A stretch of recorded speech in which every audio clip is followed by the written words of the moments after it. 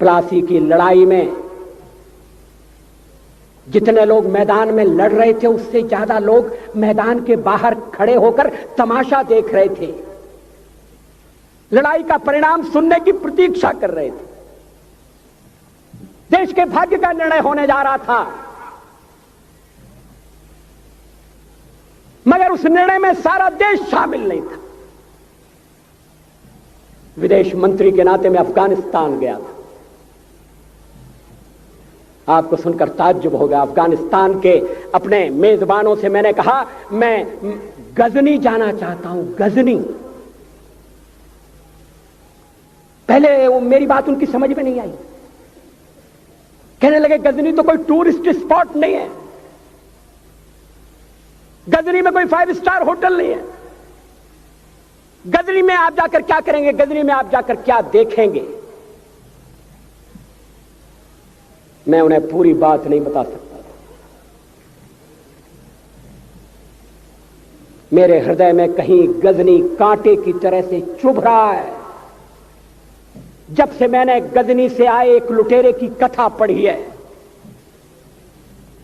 और किशोरावस्था में पढ़ी है, मैं देखना चाहता था वो गजनी कैसा है।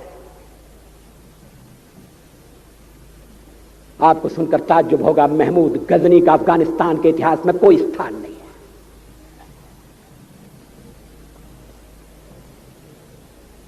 गजनी छोटी सी जगह है, छोटा सा गांव है।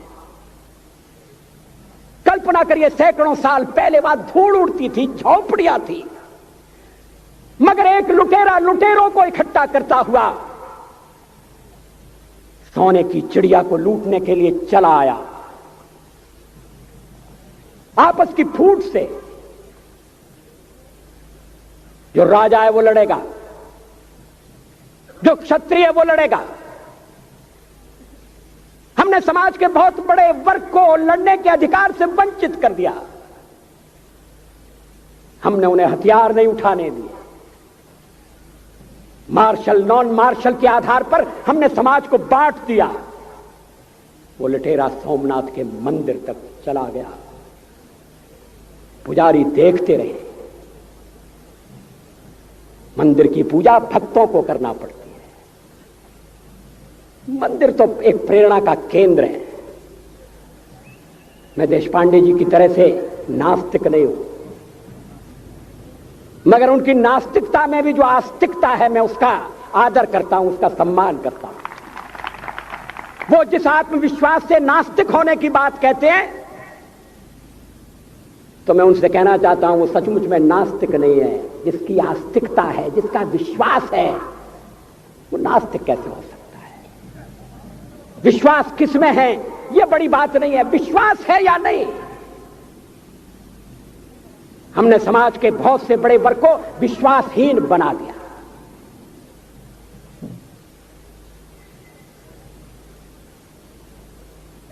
लोगों ने हथियार नहीं उठाए, वेद पढ़ने के दरवाजे बंद कर दिए।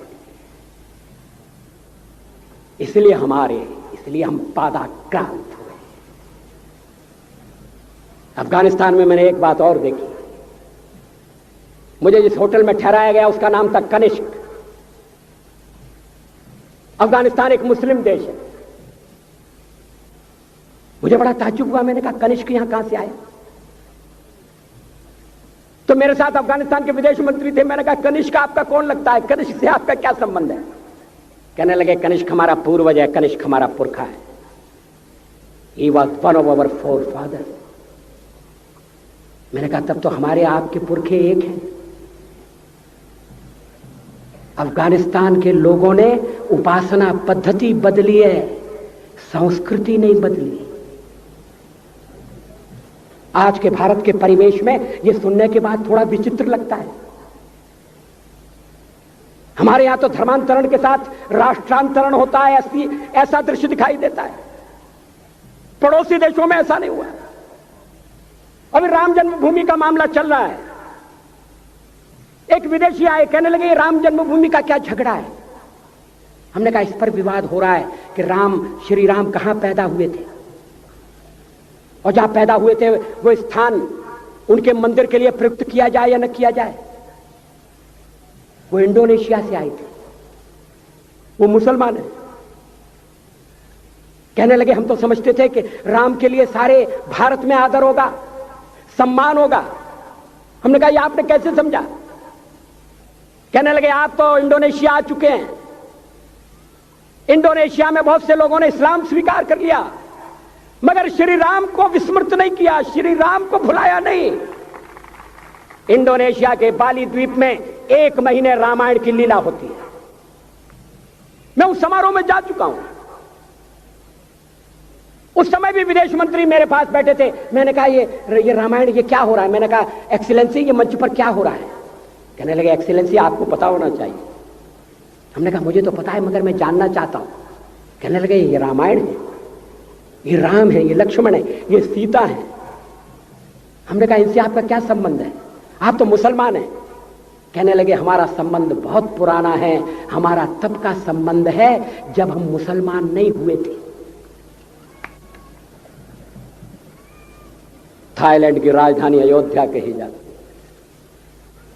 थाईलैंड के राजा को आज भी राम कहा जाता है। सावरकर जी ने हिंदू राष्ट्र की बात की, हिम्मत के साथ। बुनियादी तौर पर भारत हिंदू राष्ट्र है।